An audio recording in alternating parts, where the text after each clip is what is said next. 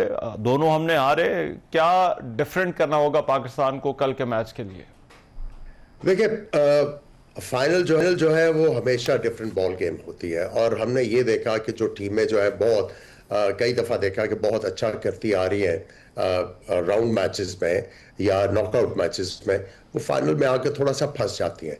सो ये ऐसा फॉर्मेट है T20, ये बड़ा कट थ्रोट है और ये बड़ा अनफॉरगिविंग है। एक छोटी सी मिस्टेक जो है उसके बाद आपको सारा मैच चेज करना पड़ता है। तो आई थिंक इसमें 50-50 चांस है और जो टीम मेरे ख्याल में कम गलतियां करेगी उसके जीतने के चांसेस होंगे। और मैं समझता हूं कि पाकिस्तान ये दो जो मैचेस खेले हैं, पहला तो मैच बिल्कुल वन साइडेड हुआ, दूसरे मैच में पाकिस्तान एक बहुत जबरदस्त पोजीशन में आया था और तीसरी जो पाकिस्तान के हक में चीज जा रही है, पिचेस जो है वो बहुत इंप्रूव हो गई हैं। अगर आप राउंड मैचेस को देखें तो पिचेस थोड़ी सी टैकी थी, यहाँ पे बैटिंग इतनी ज्यादा आसान नहीं थी। उसके बाद जब ये सुपर 4 के मैचेस स्टार्ट हुए तो ये पिचेस ने पीक करना शुरू कर दिया। पिछले मैच में आपने देखा 200 रन्स बने हैं। अभी तो ये मेन विकेट के ऊपर मैच करेंगे तो मैं समझता हूं वो और ज्यादा बेहतर होगी। तो पाकिस्तान के बैट्समैन के अगर दिमाग में थोड़ा सा भी जो झोल है या प्रेशर है उसको उनको जो है एक्सक्यूज मी रेड करना है, क्योंकि ये पिच जो है इनके लिए माफिक होगी और जाके दलेरी के साथ बैटिंग करे और सेंसिबल तरीके से बैटिंग करे। तो मैं समझता हूं कि पाकिस्तान ठीक है, पाकिस्तान का मिडिल ऑर्डर में थोड़ा सा प्रॉब्लम चल रहा है, लेकिन टॉप ऑर्डर ने भी रन्स किए, ओपनर्स ने अच्छे पार्टनरशिप्स दी, नीचे से आके बड़े इंपॉर्टेंट रन्स हो रहे हैं और पाकिस्तान की बॉलिंग जो है वो तगड़ी जा रही है। सो मैं यही कहूंगा कि अगर ओपनर्स जो है वो उनको अच्छा स्टार्ट मिल जाता है तो वो कोशिश ये करें कि गेम को डीप लेके जाए। ये कोशिश ना करें कि 10 ओवरों में ही हम लोगों ने 200 कर लेना है। आराम से गेम को डीप लेके जाए और एक ऐसी सिचुएशन पैदा होगी जहां पे आप पार स्कोर से 15 या 20 रन ज्यादा कर जाएंगे। अच्छा, लेकिन इसमें जो ओवरऑल टीम ये मोमेंटम बनाने की कोशिश कर रही है कि जिस तरह से हम खेलते थे बहुत ज़्यादा कॉशियस अप्रोच के साथ, हम उस तरह से नहीं खेलेंगे, बल्कि हम थोड़ी वो कहते हैं ना दलेराना क्रिकेट जो है वो खेलेंगे। डू यू थिंक कि यही स्ट्रैटेजी होनी चाहिए ना सिर्फ फाइनल के लिए बल्कि आगे भी, क्योंकि कहीं ना कहीं ये माइंडसेट भी जो है वो बड़ा इसमें इंपॉर्टेंट रोल प्ले करता है कि टीम चाहे वो पहले खेल रही हो या रन चेज कर रही हो तो किस माइंडसेट के साथ मैदान में उतरती है? देखिए, बात सिंपल सी ये है कि अगर आपकी पहले बैटिंग आती है तो आपने एक प्री कंसीव्ड आइडिया के साथ नहीं जाना कि हाँ श्रीलंका के खिलाफ इंडिया ने 200 रन किए तो हम कितना करेंगे तो ये सेफ होगा। आपने थोड़ी सी इंश्योरेंस भी लेनी होती है कि अगर थोड़ी सी ऑड्स पड़े, गेम ग्रिप नहीं हो रहा तो उसके लिए हमारे पास 10-15 रन एक्स्ट्रा होने चाहिए। सो आई थिंक कि इनको मेजर्ड अप्रोच के साथ खेलना चाहिए। देखें, aggression without control is always dangerous. So आपने अग्रेशन दिखाना है बट उसके साथ साथ कंट्रोल भी आपने दिखाना है। सो आपने एक प्रोसेस के साथ, अगर पहले बैटिंग आती है तो आपने प्रोसेस के साथ जो है वो 5-5 ओवर के वक्फे के साथ आपने अपनी जो है वो जो प्लानिंग है उसको इंप्रोवाइज करते जाना है।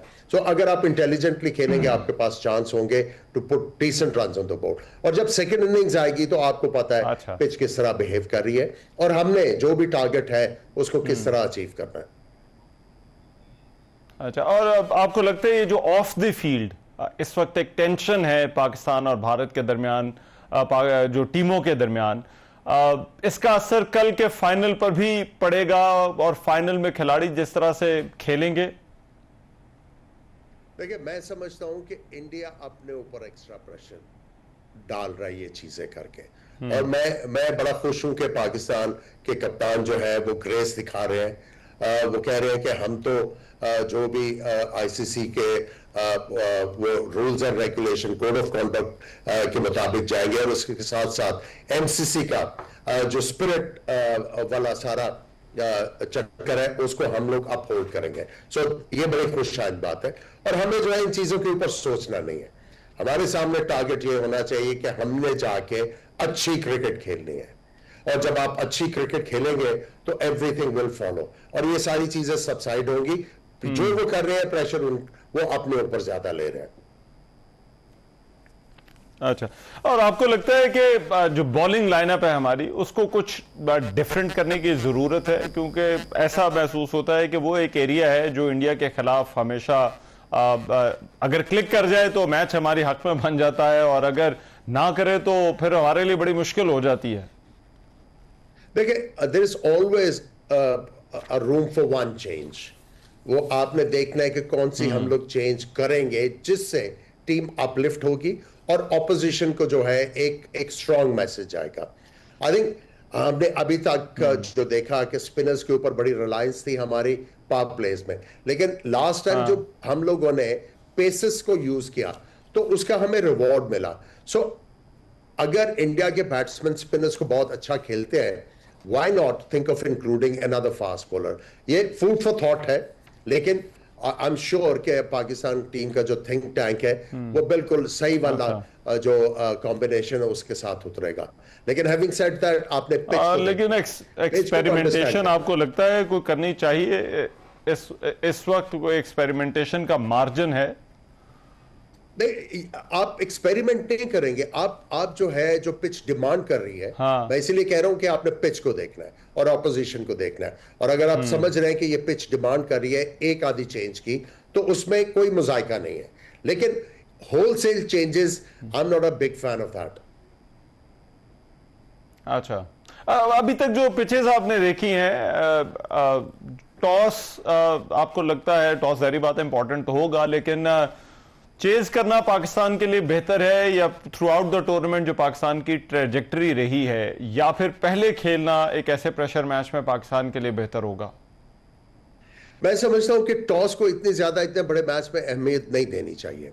आपको प्रिपेयर होना चाहिए एज ए यूनिट कि अगर हमारी पहले बैटिंग आती है तो क्या करना है, सेकंड बैटिंग आती है तो हमें जॉब को किस तरह जो है वो अचीव करना है। सो आई थिंक अगर आप फिक्सेटेड हो गए कि नहीं टॉस जीत के हमने पहले बारी लेनी है, तो अगर वो नहीं होता तो फिर आपको मसला हो सकता है। So I think let the time decide, और पाकिस्तान के लिए जो सूटेबल चीज होगी चेजिंग, इन माय ओपिनियन।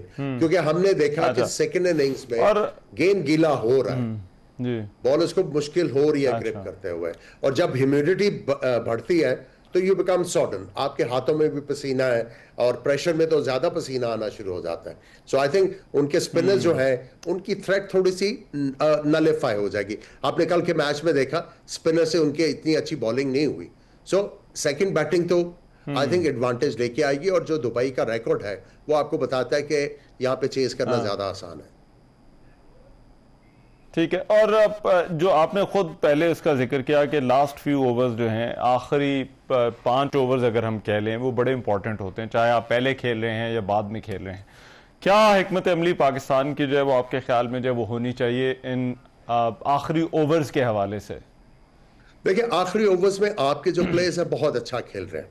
अगर आप शाहीन की बात कर लें, अगर आप नवाज की बात कर लें, अगर आप फहीम अशरफ की बात कर लें, ये बड़े इंपॉर्टेंट रन्स कर रहे हैं पाकिस्तान के लिए, और क्विक फायर ये रन्स कर रहे हैं। So I think you don't have to think too much about it. आपको सिर्फ ये करना है कि आपने जो फर्स्ट 15 ओवर्स हैं उनको कैसे खेलना है, और आखिरी ओवरों के लिए आपने कौन सी पोजीशन में आना ताकि ये बैट्समैन जाए और अपने आप को अनलीश करें। और जहां पे आप 5 ओवर्स में 40 या 50 का सोच रहे हैं, अगर 10-15 एक्स्ट्रा रन्स बन जाते हैं तो that will be a huge advantage. ठीक है।